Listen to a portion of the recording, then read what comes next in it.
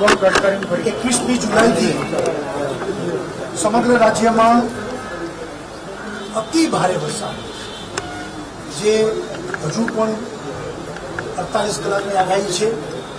એક ધારો 21 જુલાઈથી કોન્સ્ટન્ટ આખા રાજ્યમાં ભારે વરસાદ ચાલી રહ્યો છે. ફર્સ્ટ રાઉન્ડમાં રાજકોટ, મોરબી, સુરેન્દ્રનગર એ ઇફેક્ટેડ હતો. બીજા રાઉન્ડમાં બનાસકાંઠા, પાટણ અને આજે સાબરકાંઠા, અરવલ્લી, અમદાવાદ, ગાંધીનગર, ખેડા અસરગ્રસ્ત છે અને મહેસાણામાં પણ ખૂબ જ વરસાદ આજે આપણે અનુભવ્યો છે. ટકાવારીની વાત કરું તો અત્યાર સુધીમાં 73% વરસાદ. હજી તો ચોમાસાની શરૂઆત છે એટલે ઘણા વર્ષો પછી ગુજરાતમાં આવો ભારે વરસાદ કે જુલાઈ મહિનામાં જ રાજ્યનો સરેરાશ વરસાદમાં 73% 73% વરસાદ અત્યાર સુધીમાં પડી ગયો છે. 21/7/2016 એટલે ગયા વર્ષે 21/7 198 મિલીમીટર એટલે કે 24% વરસાદ એ દિવસોમાં પડ્યો હતો. એ આ વખતે 372 મિલીમીટર એટલે કે 46% એટલો ડિફરન્સ હતો. અને છેલ્લા અઠવાડિયામાં જ એ 24% વાળો ગઈ વખતે 27% થયો હતો. 3% જ અઠવાડિયામાં વરસાદ પડ્યો હતો અને આ વખતે એ 46% વાળો 73% વરસાદ એટલે 27% આ વરસાદ અઠવાડિયામાં જ પડ્યો. એટલે એ માત્રા અને એની ગંભીરતા ગુજરાતની પ્રજાને ખ્યાલમાં આવે એ વિષય મૂકો છે. દાંતીવાડા, ચોટીલા વગેરે જગ્યાએ તો 15 ઇંચ વરસાદ આપણે છેલ્લા અઠવાડિયામાં જોયો. પરંતુ સરકારનું આગોતરું થોડું આયોજન, ચેતવણી, ફોરકાસ્ટને ધ્યાનમાં રાખ્યું, તંત્ર એક્ટિવ બન્યું અને લોકોનો સહકાર એને કારણે આપણે અત્યાર સુધીમાં 54,000થી વધુ લોકોને સમયસર સ્થળાંતર કર્યા. પાણીમાં રેસ્ક્યુ એ લોકોને બચાવ્યા. 8,634 લોકોને આપણે રેસ્ક્યુ કર્યા. જો સમયસર રેસ્ક્યુ ન થયા હોત તો આ 8,600 લોકો પણ પાણીમાં તણાઈ ગયા હોત. એને બદલે આપણે સમયસર એમને બચાવી લીધા. એ પણ તંત્રની એક સક્રિયતાને કારણે બન્યું છે. બનાસકાંઠામાં લગભગ 25,000 લોકોને આપણે સ્થળાંતર કર્યા છે.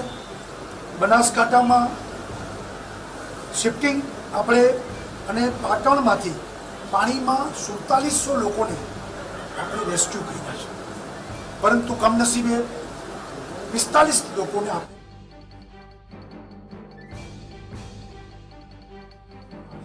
દુઃખદ અવસાન થયા છે. એ આપણા માટે ખૂબ દુઃખની વાત છે. પણ એની સામે 4700 લોકોને આપણે બચાવી પણ શક્યા છે. એટલે એમ જોવો ને તો 100 ગણો 45 લોકોને બચાવી ન શક્યા અને 4700 લોકોને પાણીમાંથી રેસ્ક્યુ કર્યા. જો સમયસર મિલિટરી, NDRF, એરલિફ્ટિંગથી જો આપણે પાણીમાંથી કાઢ્યા ન હોત તો કદાચ જાનહાની પણ મોટી થઈ હોત.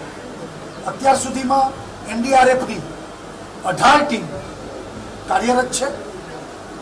પછી ઇન્ડિયન એરફોર્સના 13 હેલિકોપ્ટર અત્યારે કાર્યરત બનીને ઉડી રહ્યા છે.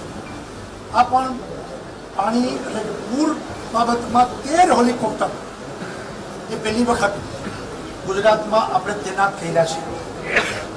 અને 79 એમને ફ્લાઇટ કરી છે. એટલે કે 79 વખત એ લોકો ઉડીને લોકોને બચાવ્યા છે.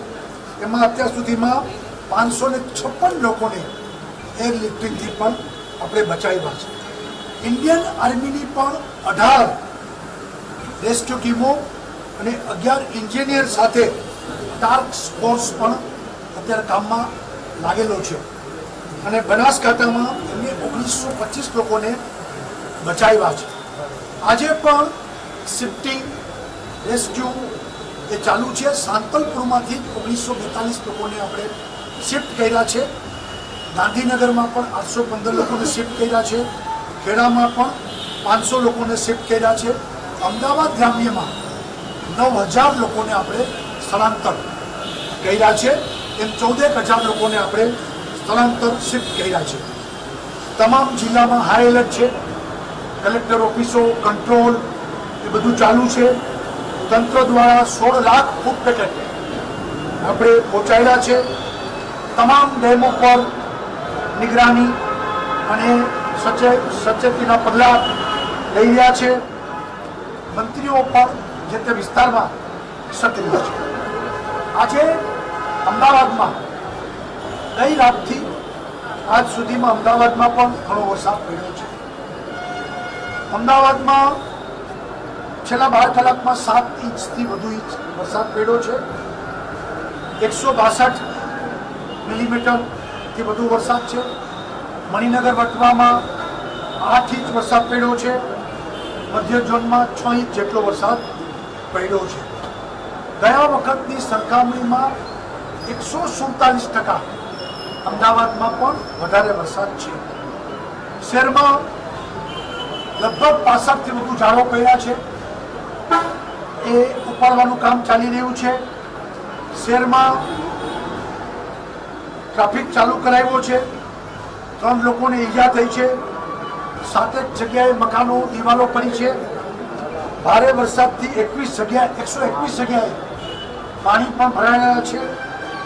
જેમાં 35 જગ્યાએ, જેમ હું આજે નિકોલમાં ગયો હતો કે જ્યાં 3 ફૂટથી વધારે પાણી, એટલે કે પહેલા માળમાં 3-4 ફૂટ પાણી ઘૂસી ગયા હોય એમાં 35 જગ્યાએ પાણી છે.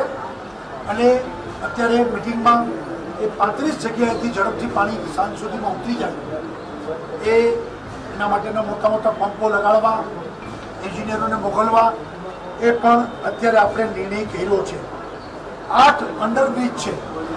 એમાંથી લગભગ 2 બ્રિજ આપણે બંધ કર્યા છે.